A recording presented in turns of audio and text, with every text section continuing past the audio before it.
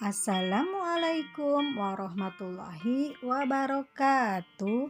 Sampurasun.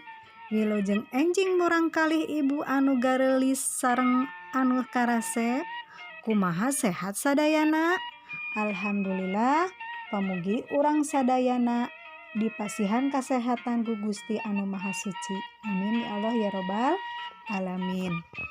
Dinten ieu urang ditepangkeun dina pangajaran basa Sunda. Alhamdulillah ayeuna tos lebet dina pangajaran kagenep nyaeta lingkungan alam. Namun sateacana hayu urang ngadoa heula sasarengan. Bismillahirrahmanirrahim. Rabbi zidni ilman warzuqni fahma. Amin. Dina pangajaran genep urang bakal diajar ngeunaan sajak. Saha nu terang bentenna sajak sareng puisi. Puisi nyaeta tulisan anu boga aturan. Contona di nu sapada atawa sagunduk tulisan ditangtukeun sora tungtungna. Nah, ibu di dieu gaduh conto.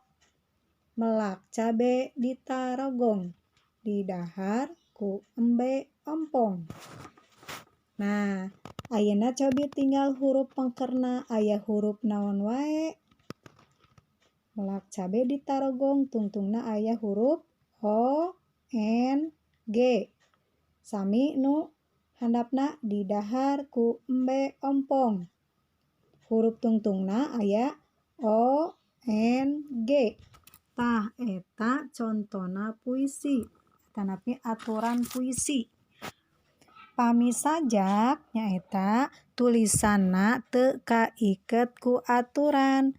Conto, lingkungan alam penting, ku urang kudu diraksa. Cobi tinggal dina kalimat anu kahiji tungtungna aya huruf ING. Sedengkeun dina kalimat anu kadua aya huruf KSA. Tah, ayeuna dangukeun ibu bade macakeun contoh sajak anu judulna ngariksa lingkungan. Ngariksa lingkungan.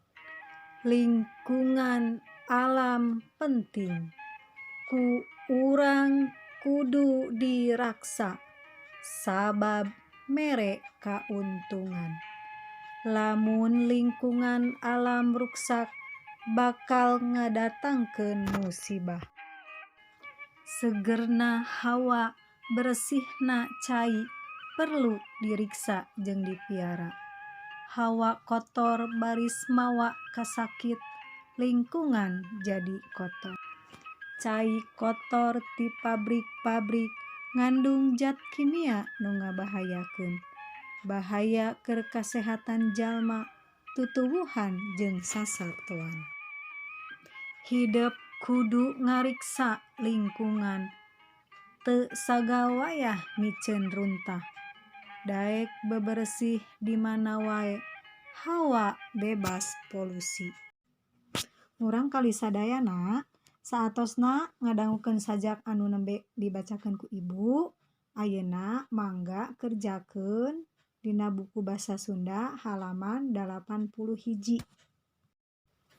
Pangajaran basa Sunda kanggo dinten ayeuna parantos rengse.